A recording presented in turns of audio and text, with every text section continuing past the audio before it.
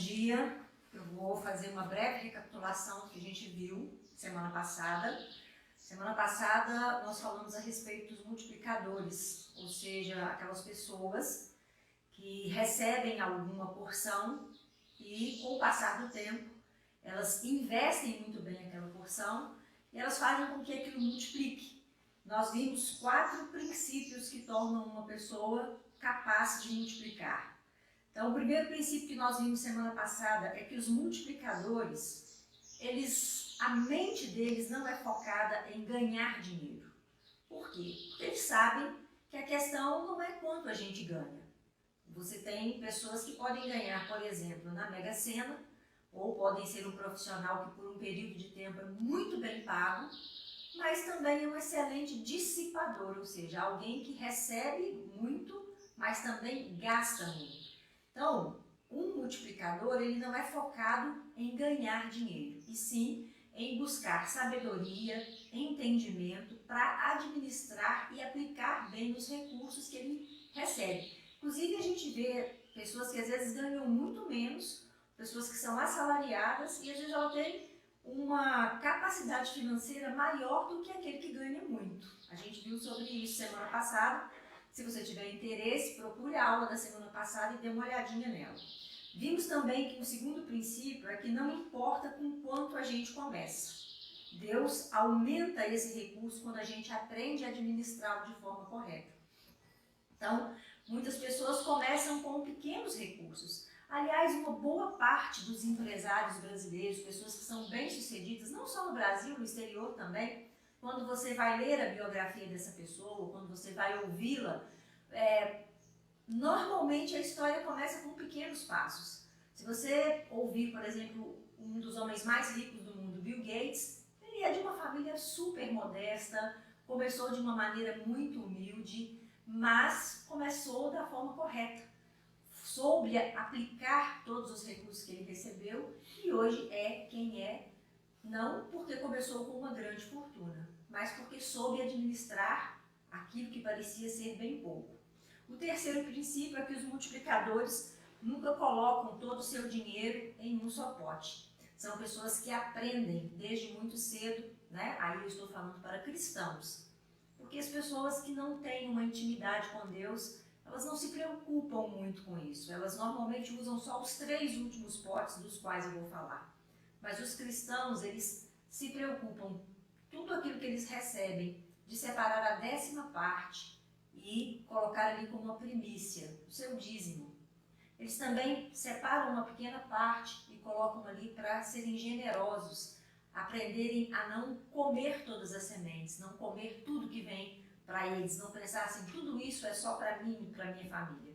Eles separam algo e dizem, isso aqui é para abençoar alguém. Ontem eu tive uma experiência muito forte nesse sentido.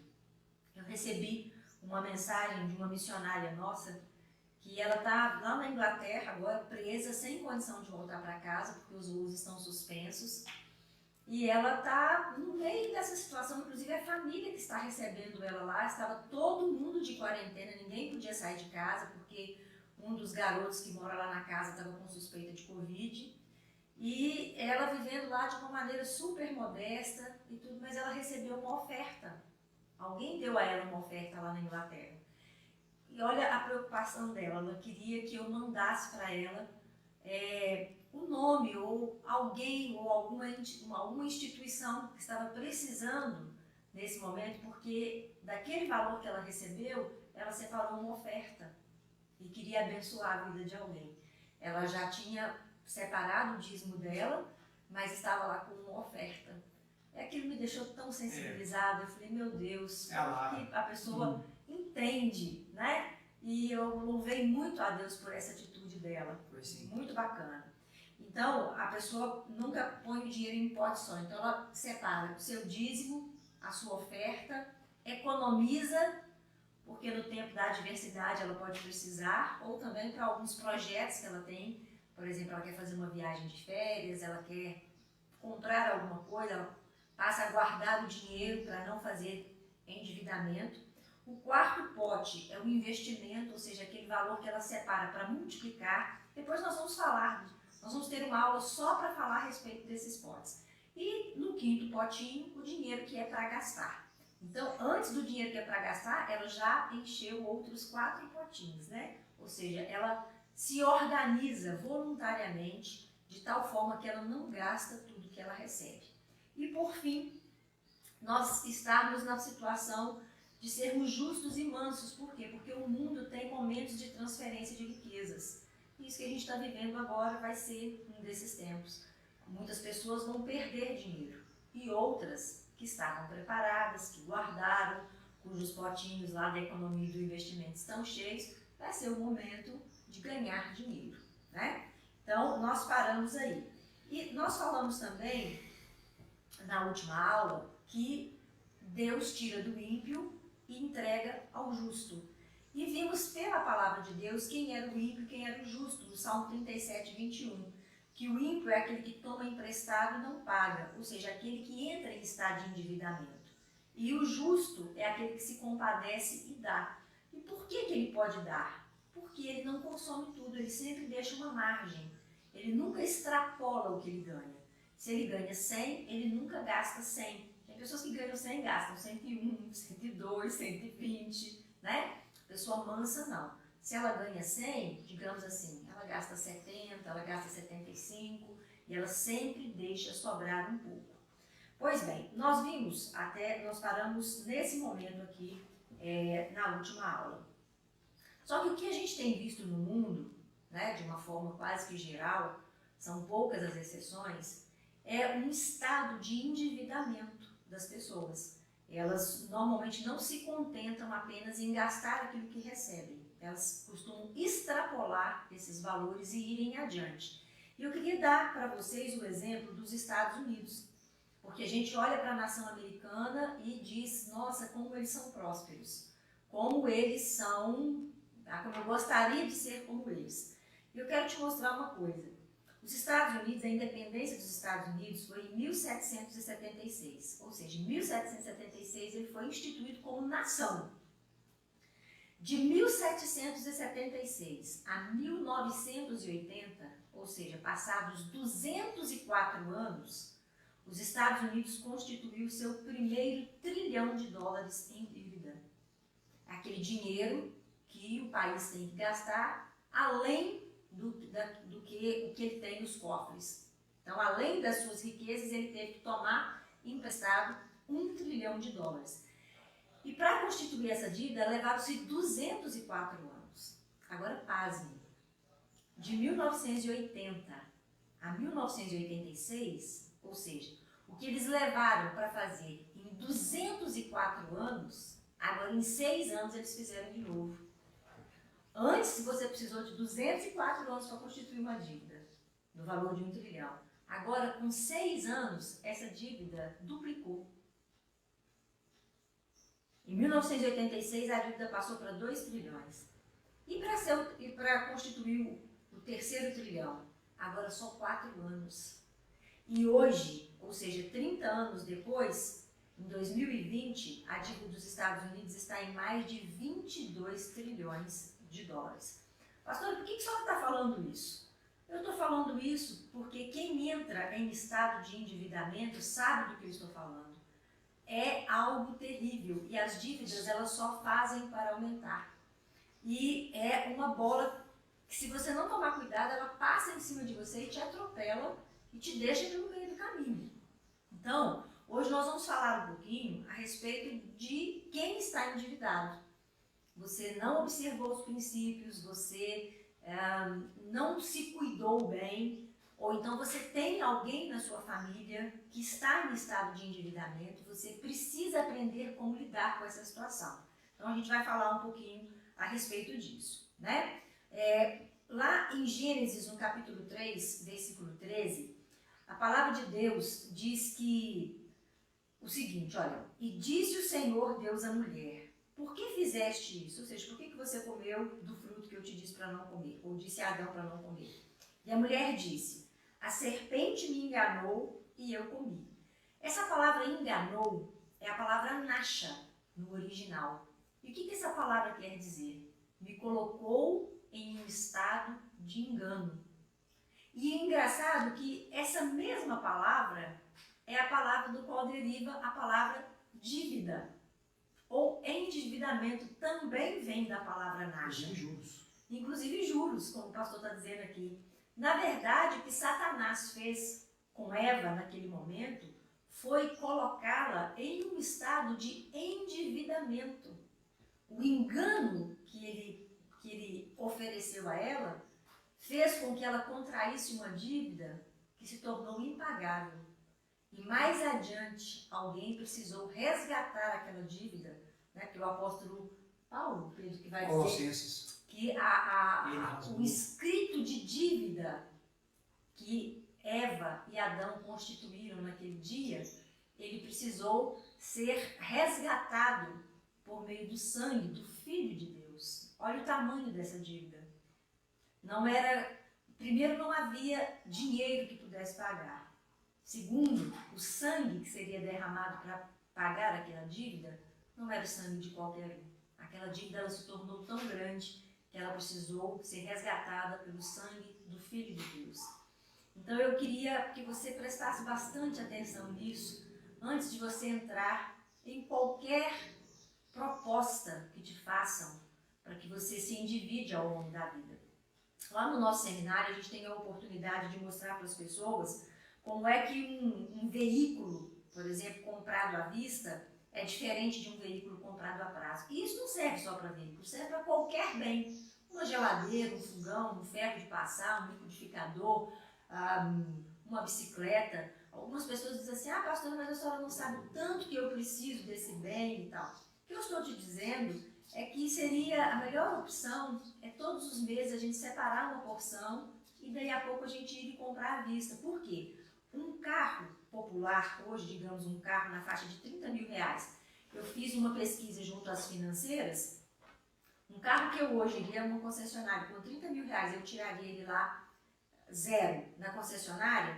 Se eu fizer o parcelamento dele, eu teria que dar uma entrada de 3 mil reais, mais 36 parcelas de aproximadamente 1.500 reais. Esse carro sairia para mim, ao final dos 36 meses, por quase 55 mil reais. Um carro que antes custava 30, ao final de 3 anos, eu paguei por ele 55 mil. E muitas vezes a gente conversa com as pessoas que dizem assim, eu trabalhei tanto, eu sou tão esforçado, lá em casa todo mundo trabalha, ninguém corre do serviço, a gente luta com muita dificuldade. Pastora, eu não sei onde está indo o meu dinheiro, eu não vejo onde está indo o meu dinheiro. Ora, se nós olharmos apenas o exemplo desse carro aqui, digamos que essa família tenha trabalhado em conjunto para pagar esse carro, em 3 anos, essa família perdeu, ela rasgou, ela jogou fora quase 25 mil reais. Nossa. Por isso, muitas vezes a gente diz assim, mas eu não vejo dinheiro. É claro que a gente não vê. Não levando em conta a desvalorização do carro ainda. Se levar em conta a desvalorização, na verdade a família ficou com 20 e poucos mil e rasgou 30. Porque o carro desvaloriza ao longo dos anos. Então é como pegar 30 mil reais assim, eu não sei quem é que está podendo fazer isso, eu não posso, mas pegar 30 mil reais, 10 mil por ano, já pensou você pegar 10 mil reais em dezembro e dizer assim, o que eu vou fazer isso? Queima, vamos fazer na fogueira, vamos comemorar o ano novo, virada de ano, põe 10 mil reais aí, vamos queimar isso. Não tem lógica, né? A gente trabalha muito e não acho que a gente pode se dar ao luxo de ficar queimando, então, 10 mil reais por ano. Mas o que aconteceria com essa família é isso. Aí você pode dizer, mas eu nunca comprei um carro a prazo. Mas às vezes a gente compra uma televisão, a gente compra uma geladeira. Se você fizer a conta das parcelas da geladeira, veja se no final o valor é o mesmo que se você tivesse comprado à vista. Então se a geladeira custou 1.000 reais, o preço dela à vista era 1.000. E no final, você comprou a geladeira para pagar em 24 vezes. No final você viu que ficou por 1.600 reais, isso significa que 600 reais foram jogados fora. Jogados fora sim, saíram do seu bolso, foi para o bolso de outra pessoa. De quem é esse bolso? Do pessoal da financeira. Então, é muito bom para os bancos, para as lojas, quanto mais prestações você fizer, significa que mais dinheiro eles vão ganhar. E quanto mais você demorar para pagar, quanto mais juros você pagar, quanto mais multa você pagar, para eles é melhor. mais dinheiro eles ganham e menos interesse eles têm de tirar o seu nome desse estado de endividamento. Então, se você não quer cair em um engano, aprenda a se organizar e a fazer as suas compras à vista, né? Pastora, mas infelizmente não me organizei, agora estou endividado. Quero te fazer uma observação. Provérbios 22:7 diz assim: o que toma emprestado se torna escravo do que empresta. E aí eu quero fazer uma observação dentro desse assunto. Quanto mais próxima é a relação, mais escravizante ela pode se tornar. Por quê? Porque a tendência é que quando a gente pega um dinheiro emprestado, se for com um familiar, se for com um amigo, se for com um irmão em Cristo, às vezes menos cuidado a gente toma com essa relação.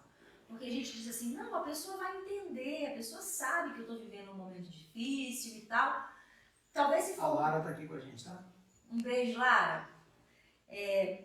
Quando a gente se relaciona com um estranho, às vezes a gente tem o cuidado de explicar, de ir lá dar as informações, de fazer um contrato escrito, mas quanto mais próxima é a relação, menos cuidado a gente tem. E piores podem ser as consequências. Por que eu estou dizendo isso? Porque às vezes o credor, ele não quer dar uma satisfação à pessoa a quem ele deve. E às vezes o devedor, ele pode também ser duro demais com o credor. Pode ser ferrenho demais. Então nós precisamos temperar essa relação. Vou dar alguns conselhos se você é a pessoa que está devendo, tá? Alguém. Se você deve, a primeira coisa que você precisa fazer, você precisa orar e dizer a Deus, Senhor, eu me arrependo. Às vezes as pessoas dizem assim, pastora, é impossível comprar sem ser a prazo. Isso não é verdade. Não é verdade. Hoje na nossa igreja nós temos inúmeras pessoas, incontáveis pessoas, que depois se vocês puderem até colocar aí no Facebook, se eu estou falando verdade, você escreve aí verdade.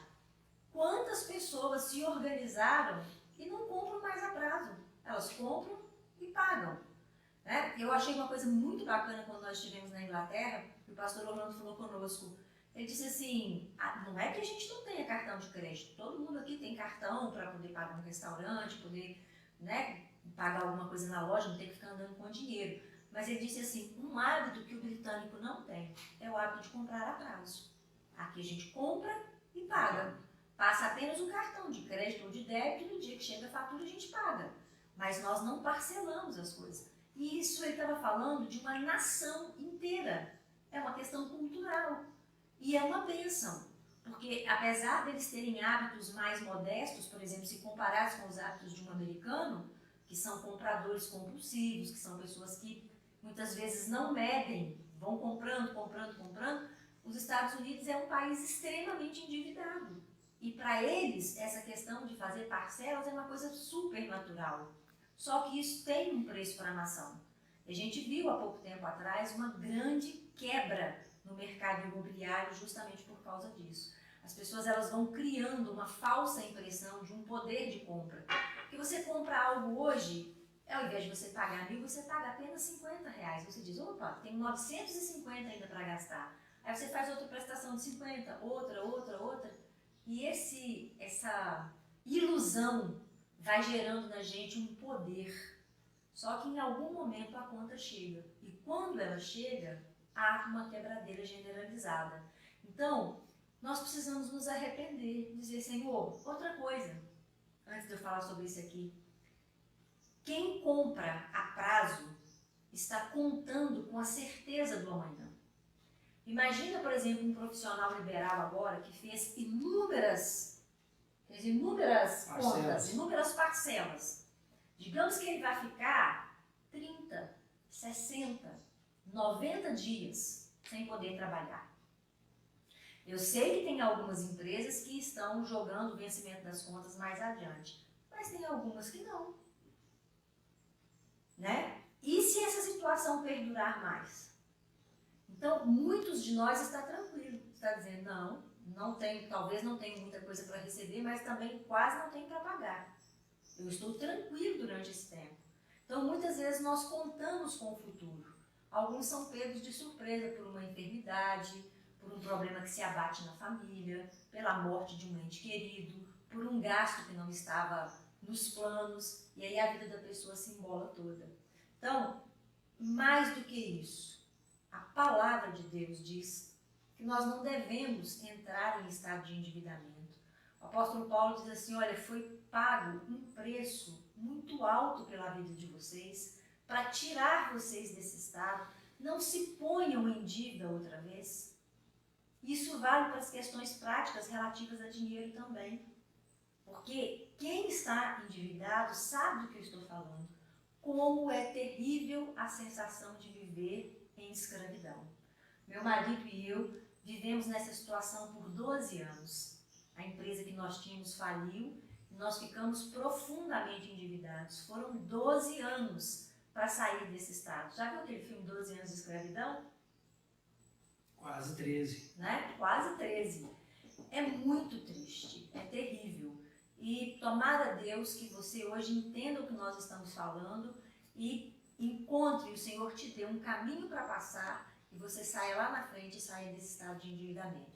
Então a primeira coisa que nós precisamos fazer é orar arrependidos, dizendo, Senhor, eu me arrependo de ter me colocado em escravidão novamente. Eu preciso do perdão do Senhor e do teu direcionamento. A segunda... Perdão. Deixa eu só ver aqui que eu...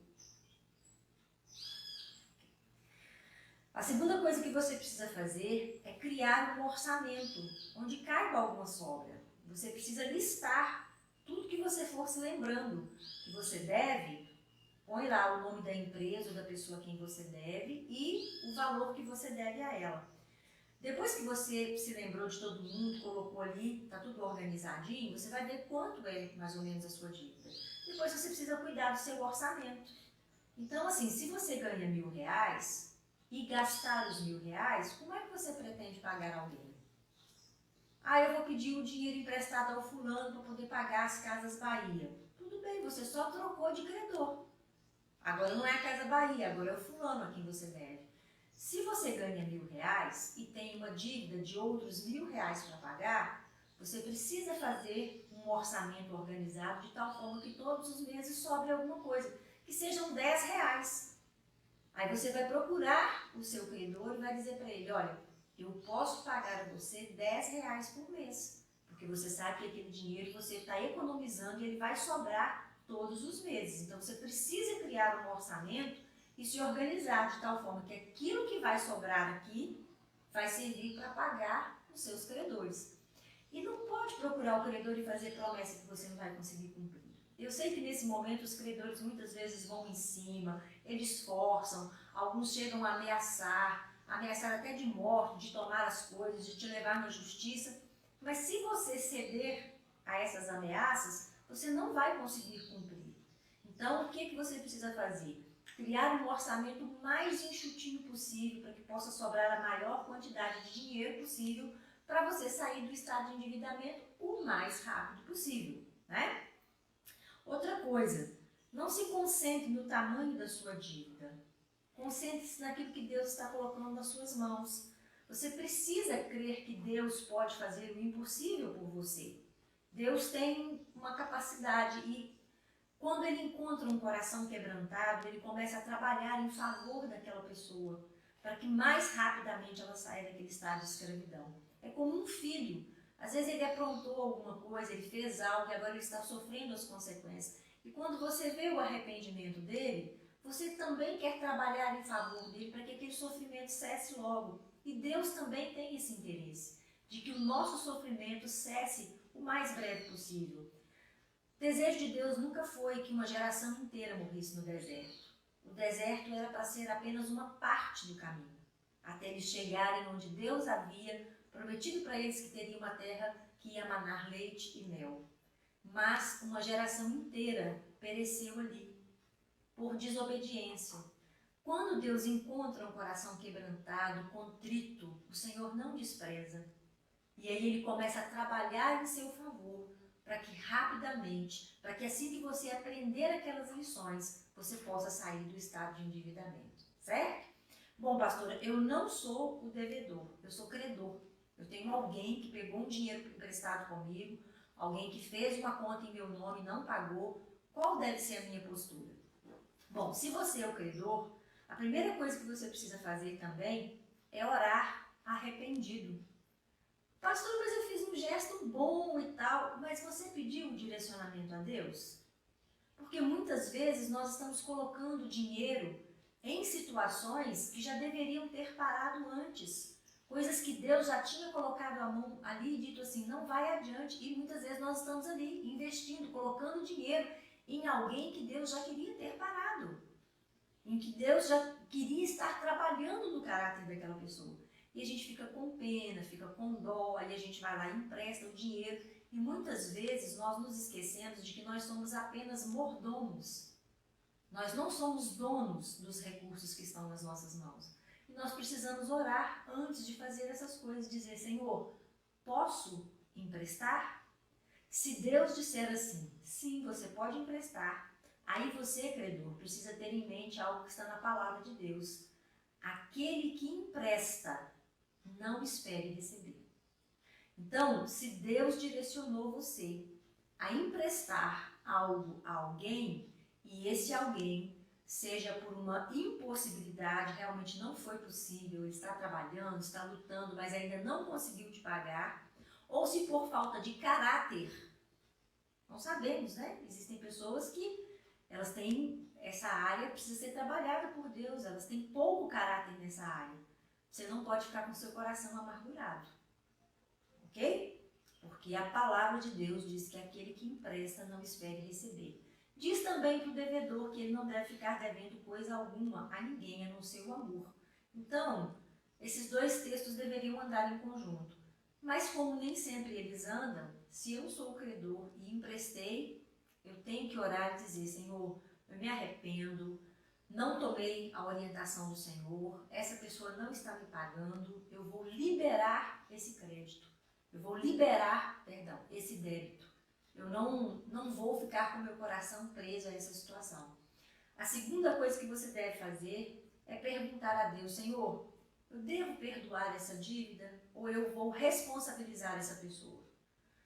O Elan e eu já tivemos algumas situações em que Deus falou conosco assim, essa aqui vocês não vão perdoar não. Essa aqui vocês vão chamar a pessoa, vão conversar, vão dar a ela um ensinamento e ela vai pagar até o último centavo. Vocês não vão colocar juros, não vão colocar nada aqui. Vão apenas o capital. Mas eu preciso ensinar a essa pessoa a honrar os compromissos que ela faz. Assim a gente fez.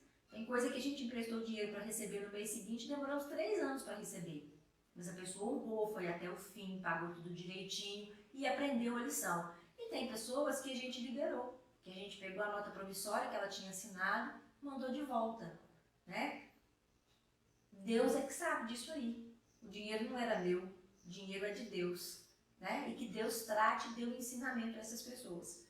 Em terceiro lugar, nós devemos pedir a Deus perdão se como credores nós proferimos maldição com palavras ou atitudes.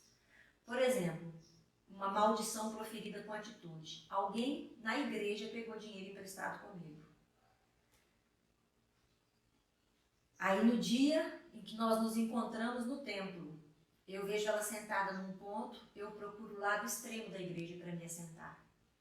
Com a minha atitude eu estou dizendo para ela, não quero aproximação com você. Você tem menos valor do que os R$100 que eu te emprestei. Ou muitas vezes eu vou até o pastor e digo, fulano de tal não é digno de estar tocando no louvor porque ele me deve. Beltrano não pode estar na direção de uma célula porque ele tem um comportamento assim, assim, assim. Normalmente o credor não nos procura dizendo assim, pastor, eu cometi uma falha, eu emprestei um dinheiro sem pedir orientação a Deus e sem até mesmo conversar com o senhor e dizer assim, pastor, essa pessoa... Gente, normalmente quem está pedindo dinheiro emprestado é porque está numa situação difícil. Muitas vezes a gente não procura o pastor para saber se pode ou não emprestar o dinheiro, a gente simplesmente empresta. Depois, quando a bomba estoura lá na frente, muitas pessoas culpam até a gente, culpam a igreja por causa de um comportamento indevido. E tem pessoas que espraguejam, tem pessoas que brigam, tem pessoas que xingam, tem pessoas que falam mal, tem pessoas que matam dentro delas aquele devedor, ela diz, não quero contato, não quero me comunicar com ela. Outro dia eu ouvi uma pessoa que estava dizendo assim, que se organizou e conseguiu pagar uma dívida a um irmão da igreja. E ele disse assim, foi interessante porque a família já não se comunicava comigo, mas desde o momento em que eu paguei o valor, até um abraço eu recebi. Eu fiquei feliz dele ter recebido o abraço, mas ao mesmo tempo eu pensei dentro de mim, que pena que essa família vê o dinheiro dessa maneira. Ou seja, se você não me paga, eu não quero ter contato com você. Mas se você tem dinheiro e pode ressarcir aquilo que eu penso que tomei de prejuízo, eu posso acolher você de novo. Isso é muito triste, né? E por fim, você que é o credor, deve chamar o seu devedor e ver com ele a possibilidade dele pagar você de alguma maneira. Faça um orçamento de tal forma que você não sufoque aquela pessoa, que você não mate aquela pessoa, sabe? Eu me lembro, assim, quando eu fui uma pessoa endividada, como muitas vezes eu precisava comprar algumas coisas para casa, ou alguma coisa para os meus filhos, assim, mas vinha aquele peso e eu dizia, não posso fazer isso, porque se eu fizer, o meu credor vai pensar que eu estou jogando ainda mais para frente, e muitas vezes aquilo foi um sofrimento muito grande. Então, se você é credor e pode, dê um espaço, deixe a pessoa respirar, quem sabe até ajude aquela pessoa a sair desse estado de endividamento, seja misericordioso, né? Eu queria falar com você também, assim, do projeto que Deus tem para a nossa vida em relação a dinheiro, porque algumas pessoas, elas não conseguem se disciplinar para fazer os pagamentos a longo prazo. Elas começam, se perdem no meio dessa jornada e vemos também que Satanás, ele faz de tudo para não perder o senhorio sobre as nossas vidas. Quanto mais ele conseguir dominar, quanto mais ele conseguir deixar aquela situação tumultuada, mais ele gosta e menos ele quer ver a gente sair dessa situação. E ele opera dentro dos filhos da desobediência, ensinando a eles que o dinheiro tem um poder muito grande. Eu sei que quando a gente está endividado, a coisa que a gente mais deseja é que uma mala de dinheiro caia no nosso colo. Isso muitas vezes não acontece. E quando não acontece, a gente se entristece. Mas é um tempo de Deus trabalhar conosco e nos ensinar o quanto Ele é poderoso, capaz de agir, capaz de levantar outros recursos, fazer por meios dos mais diferentes meios que a gente às vezes nem está imaginando. Deus vai nos mostrando. Essa semana eu estava conversando com alguém que está em estado de endividamento, foi orientado, está seguindo direitinho tudo que foi orientado. Uma das coisas que o pastor falou para essa pessoa foi assim, quem sabe dentro da sua casa tem algumas coisas das quais você pode se desfazer e isso pode ir ajudando no pagamento das suas dívidas. Bom, nós estávamos falando aqui a respeito de Deus nos mostrar coisas que estão ao nosso redor e que a gente pode utilizar para ir fazendo o pagamento das dívidas, né? Falei do rapaz que o meu marido está orientando e ele descobriu dentro da casa dele uma série de eletrodomésticos. Espera só um pouquinho, o pessoal tem que ir voltando. Estão voltando agora? Então eu vou esperar um pouquinho. A gente quer pedir desculpas, nós tivemos um problema técnico. Vai hablando aí. Perdemos a conexão, mas vamos deixar o pessoal juntar aí de novo para a gente dar sequência no que a gente estava falando. Assim que meu esposo der o sinal ali, a gente continua de onde eu imagino que a gente falou, né? A gente tem certeza. Pega o seu telefone aqui, compartilhe o link no grupo dos casais. Não entendi.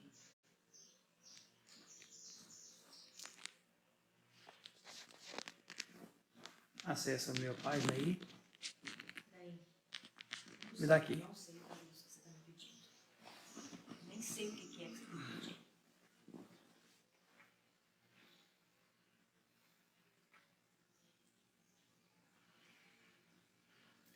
Um pouquinho só de paciência, a gente está esperando O pessoal já está voltando aí. Para elas não perderem o assunto que a gente estava falando. A gente já está chegando ao fim.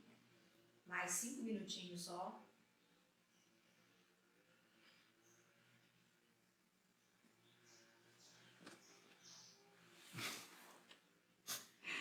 Bebel está ali tentando atrapalhar, bagunçando o estúdio.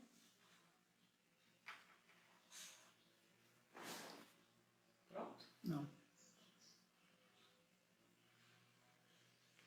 Vamos terminar essa aula, depois o pessoal assiste pelo Facebook.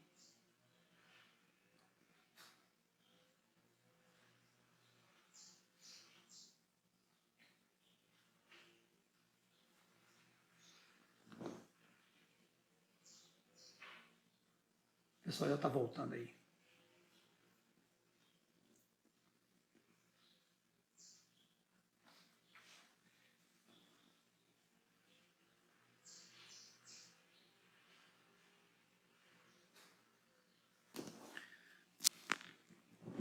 Aí Bom, mais da metade já voltou. Como eu estava falando, quem não puder assistir agora ao vivo, mais tarde acessa esse finalzinho aí, porque a gente só vai fazer mesmo o arremate dessa expressão. Eu queria dizer para as pessoas, principalmente aquelas que estão endividadas, para não deixarem o coração delas serem tomados por um espírito de mamon, aquele espírito que diz que o poder de todas as coisas está no dinheiro. Se você tem dinheiro, você tem valor, você tem poder, você tem qualidades, todo mundo quer ficar perto de você, você é uma pessoa importante. Não é isso que a palavra de Deus diz. Existe um tempo que é um tempo difícil, muitas vezes você pode estar abrindo mão de coisas que você gostava, você amava, coisas que te custaram muito caro. Caro que eu digo não em termos financeiros, mas que custaram um esforço muito grande. E às vezes você vê aquilo saindo assim pelos seus dedos. Isso pode te trazer uma tristeza muito grande. Mas eu quero te dizer que isso é algo temporário. Se você tomar a decisão de obedecer e entender que Deus está zelando por você, que Deus está trabalhando em favor da sua vida, que Ele deseja tirar você desse estado, que Ele tem um projeto para você, que dinheiro vai fazer parte desse projeto, é claro que vai fazer parte, mas dinheiro não é tudo. Muitas vezes Deus traz recursos de onde a gente menos imagina. Às vezes Deus mostra dentro da nossa própria casa, onde estão recursos escondidos, coisas que a gente nem imaginava que estavam lá. Há um tempo atrás, uma pessoa amiga nossa precisou de um valor para cuidar da saúde. E naquele momento, meu potinho da economia não estava muito cheio, não. A gente já tinha feito um gasto grande. E eu comecei a orar e comecei a pedir a Deus. Falei, Senhor, me mostra o que eu posso fazer, porque eu gostaria de ajudar. E Deus falou comigo assim, abre os seus armários. Certamente lá dentro tem muitas coisas que você está guardando e que você não usa. Já se passaram 2, 3, 5, 10 anos e tem coisas que estão guardadas lá e você não usa. E aqui em casa tem uma mesa muito grande, uma mesa de 3 metros, e eu fui tirando de dentro dos armários todas aquelas coisas que eu não usei nos últimos 2 ou 3 anos. E para minha surpresa, ao final de uns 3 dias, a mesa estava lotada. E aí o que eu fiz? Eu tirei fotos, fiz vídeos e comecei a mandar para algumas pessoas da minha família, pessoas próximas. Eu pensei em fazer um bazar. E aí quando eu mandei, as pessoas começaram a se manifestar, dizendo, olha, eu quero isso, eu quero aquilo outro. E para minha surpresa, eu consegui levantar um valor que era o dobro do valor que aquela pessoa precisava. Pudemos socorrer aquela pessoa, abençoar a vida daquela pessoa e ainda sobrou. Então eu quero dizer para você que quem vai dizer a respeito do nosso futuro, a respeito do projeto que tem para nós, é o nosso Deus. Ele nos ama, Ele deseja nos mostrar que o dinheiro é apenas parte da nossa história. Ele não é tudo na nossa história. E Deus vai suprir as nossas necessidades, vai nos dar inteligência, vai nos dar sabedoria, vai nos dar habilidade para lidar com os credores, vai nos dar condições de ir pagando todas as dívidas que fomos fazendo, vai nos ajudar a não entrar em outras dívidas e vai nos mostrar principalmente que Ele tem um projeto para nós e que Ele precisa que a gente aprenda a lidar com os recursos da forma correta. Por quê? Porque esses projetos eles podem crescer. E como é que Deus pode confiar coisas maiores nas nossas mãos se nós não administrarmos bem as coisas pequenas? Então Deus quer nos dar a oportunidade de aprender a boa administração. Porque assim cada vez mais Ele vai poder colocar recursos em nós sabendo assim, esse aqui é um servo bom, é um servo fiel, administra da forma correta, não vai faltar nada nem para ele, nem para a família dele, mas também não vai faltar para a minha obra, não vai faltar para abençoar uma pessoa, não vai faltar para uma multiplicação, que Deus tem projetos de multiplicação para nós. Então, o que Deus deseja encontrar em nós é um coração quebrantado, contrito, e a esse Ele não desprezará. Amém? Bom, eu quero encerrar esse momento fazendo uma oração por você. Nós temos talvez aqui dois grupos, né? Grupos que observaram esses princípios e estão vivendo agora tempos de paz. Mas pode ser que esteja aí do outro lado, tenha aí do outro lado alguém que está assistindo, que está num momento de muita dor, pensando como será o amanhã. Então, vou te dar um conselho. Basta a cada dia as suas próprias dificuldades. Deus vai te dar o suficiente para hoje, amanhã é um outro dia, mas Ele também vai prover e você vai se comprometer com Ele a colocar em prática o que você está assistindo. Sim? Para que Deus encontre em você alguém fiel e digno de receber uma porção maior. Amém? Então vamos orar. Senhor, nós te louvamos porque a Tua palavra dá a cada um de nós a possibilidade de enfrentar tempos difíceis sem sermos mortos ou sufocados por ele. O Senhor vem nos falando, nos advertindo, nos orientando. E todos aqueles, ó Deus, que ouviram essa palavra, acataram essa palavra, obedeceram o que foi dito, estão agora vivendo tempos de paz. E eu quero te louvar, quero te agradecer, ó Deus, porque um número muito grande de pessoas na igreja com quem nós temos conversado tem testemunhado de como a sua palavra é fiel, como o Senhor tem sido bom para conosco. Mas, ó Deus, há aqueles que por algum motivo endureceram seus corações, ou aqueles que ainda nem puderam ouvir a respeito desse assunto e que estão em estado de endividamento. Senhor, nós te pedimos que essas pessoas ponham em prática os ensinamentos que elas estão recebendo, porque é automática a bênção do Senhor. É um compromisso que o Senhor tem com a tua palavra. Quando alguém obedece, ele colhe os frutos da obediência. Assim como aquele que desobedece colhe o da desobediência, o que obedece recebe na sua vida essa graça, esse poder sobrenatural da multiplicação, essa possibilidade do Senhor chamar à existência as coisas que não existem, com uma finalidade, com um propósito de libertar os teus filhos do cativeiro. Porque a tua palavra diz que aquele que toma emprestado se torna escravo daquele que empresta. E nós não queremos, ó Deus, ver nenhum dos nossos em cativeiro. Eu oro por todas essas pessoas. Hoje, o auxílio que eu estou podendo dar a elas, hoje, nesse momento, é trazer para elas uma palavra de libertação. É dar a elas um ensinamento, que elas sejam sábias e inteligentes para aproveitarem o ensinamento que está sendo dado, porque isso vai acompanhá-las pela vida toda. E eu oro abençoando a vida delas com toda sorte de bênçãos, em nome de Jesus. Amém e amém. Bom, acho que o pastor Elão quer falar alguma coisa? Encerra aí, convida para o culto. Então, ó, hoje à noite, 19 horas, nós vamos ter o culto ao vivo, todo pelo mundo convidado, pelo Facebook, mesmo bate-horário, mesmo bate-canal, né? Vamos estar todo mundo juntos aqui. E que Deus abençoe a vida de todos vocês. Um grande abraço. Até daqui a pouco. Ok.